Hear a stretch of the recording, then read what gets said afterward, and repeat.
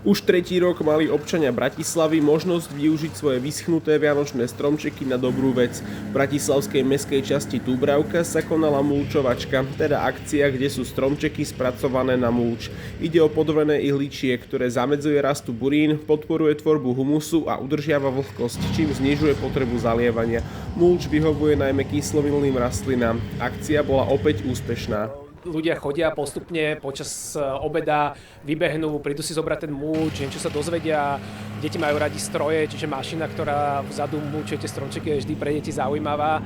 A smetiarské auto je obrovské lákadlo. To kamkoľvek ho postavíme, tak tam nám prídu deti. Do spolupráce sa pridala aj firma IKEA, ktorá dodala stovky tašiek, v ktorých si návštevníci odniesli mulč. Hromadný zber stromčekov prebehol vďaka dočasným ohrádkam, ktoré OLO postavilo na rôznych miestach po meste. Obyvatelia tam svoje stromčeky po Vianociach nechali a tie boli následne zozbierané a recyklované. V prípade Bratislavy máme 730 ohrádok vo všetkých mestských častiach spolu.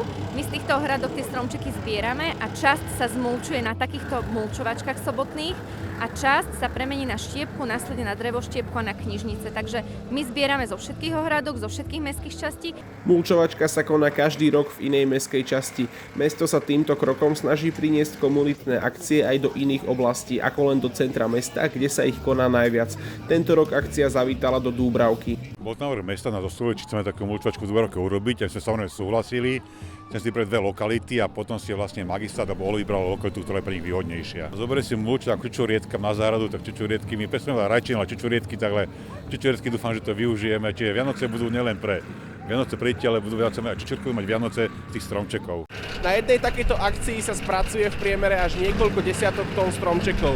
Mesto ich ale celkovo tento rok vyzbieralo 23 000. Ďalšia mulčovačka bude o týždeň v druhej mestskej časti Bratislavy Petržalke. Pre médiá IKSŽ Branislav Kovaľ.